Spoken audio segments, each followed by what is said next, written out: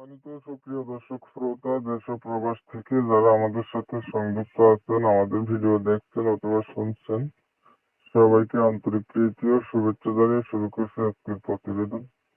বন্ধুরা, আমার সাথে সংযুক্ত আছে সুইট একটা আপু। তার জীবনের গল্প কথাগুলো তুলে ধরার চেষ্টা করবো আপনাদের সাথে।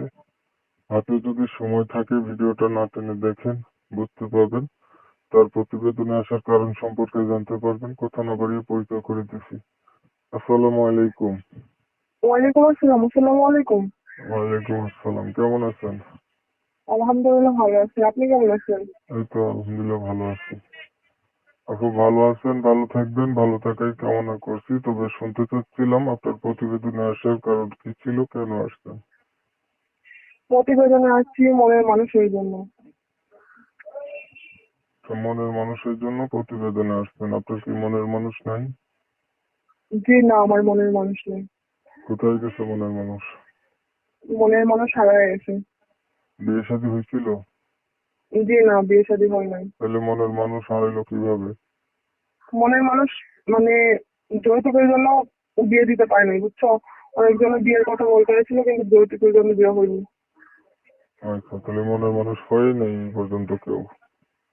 না, পরিবারে আছে কে কে? পরিবারের মা আছে, আব্বু বিয়ে করে চলে গেছে। শুধু মা আছে? হ্যাঁ। মা আর আপনি?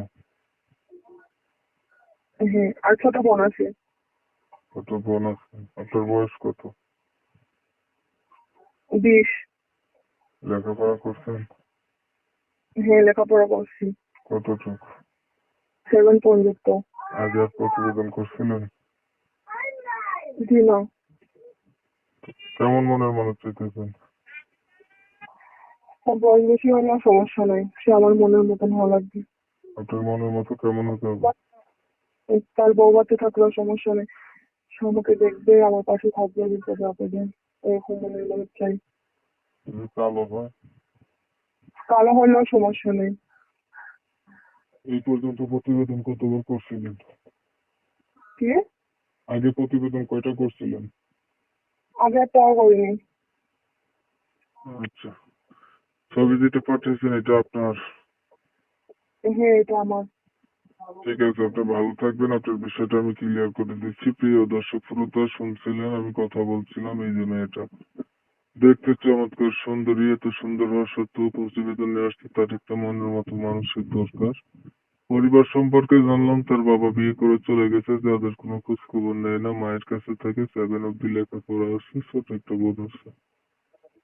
এখন সে প্রতিবেদনে এসে চাচ্ছে ভালো একটা মানুষ, বয়স বেশি হলেও সমস্যা নেই, আগে বিয়ে করলেও সমস্যা নেই, তার পাশে থাকবে, দায়িত্ব নেবে, এমন হলেই হবে। আমি তার কথাগুলো আপনাদের মাঝে তুলে ধরছি মাত্র। আপনারা শুনছেন, শুনে যাদের কাছে ভালো লাগছে ওনার সঙ্গে কথা বলতে পারেন। ওনার নাম ঠিকানা জানতে চাইলে ওনার নাম্বারে ফোন দিবেন।